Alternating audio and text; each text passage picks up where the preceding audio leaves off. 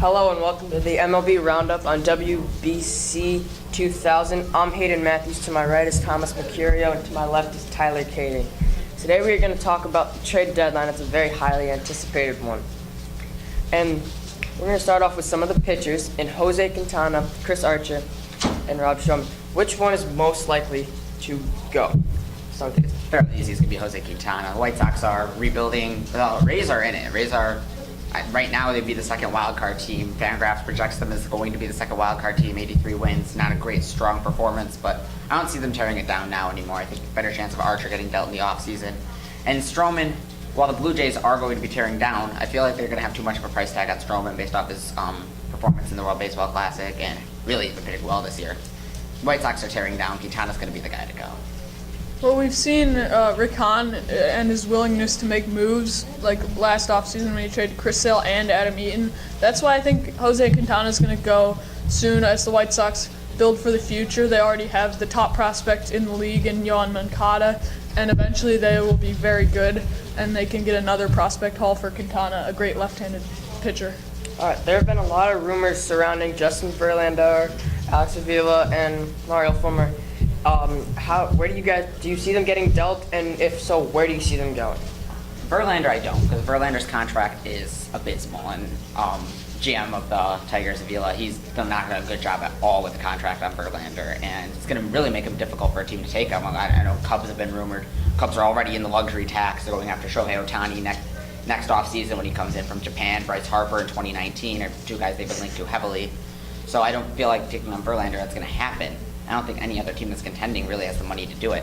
As for Avila and Fulmer, I think those two guys, Avila at least, is going to be gone. He's too good for a backup catcher to be a guy that's sitting in the Tigers organization when they really should be tearing down. All right. Also about Fulmer, there's been a talk of a Fulmer-Schwarber deal with the Cubs, and I like this deal on both sides because the Cubs need that starting pitching. Fulmer's a young guy who can give you a lot of innings, and he was the Rookie of the Year last year. And then Schwarber doesn't really fit with the Cubs. He hasn't been playing well, and he works much better in the AL as a DH.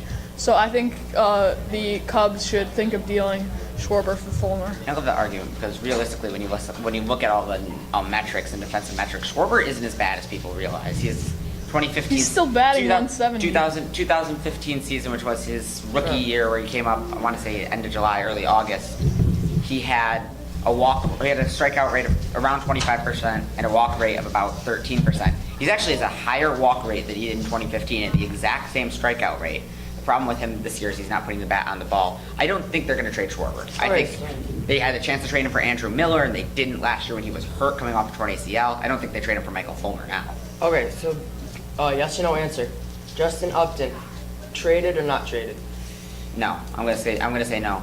No, he's an all-star right now. He's Okay. really good for them. So we're gonna talk a little bit about the Cubs because they have a lot of young guys that are in the MLB right now. You have Kyle Schwarber, Addison Russell, Javier Baez, and Ian Happ. Personally, I think Ian Happ is awesome. I don't want us to trade him, but there's three other main players who Kyle Schwarber, Addison Russell, and Javier Baez are all in big trade talks because of Schwarber. We don't need another left fielder. The Cubs don't. And Addison Russell and Javier Baez are both quality offensive and defensive shortstops, and one of them is most likely going to have to go. Which one of those three guys do you see going, and where, and what are we getting in return? Pitcher, outfielder, catcher? I don't see any of them. Any of the three of those guys getting traded. I don't think they're going to trade away guys in their major league roster. They have minor league guys. Jeimer Candelario's come up a couple times. He's top 100 prospect. Eloy Jimenez, eighth prospect in the game, according to MLB.com. If any of those three are going to go, though, it's going to be Javi. Addison Russell has silently put up, I think he's sixth most defensive runs saved of any fielder in baseball this year, while playing half as many innings as a lot of them. Well, not half, but not a lot less innings than most of them. And has a better plate discipline than Javier Baez. Neither one of them have been hitting well this year.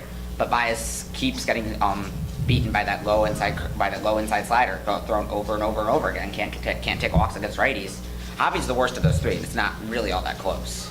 Well, Tyler, like you said, they have great guys as prospects, and you mentioned you didn't want any of them to get dealt. So I think some of these young guys on the roster need to get dealt because Addison Russell and Javier Baez don't really fit together because they're both shortstops.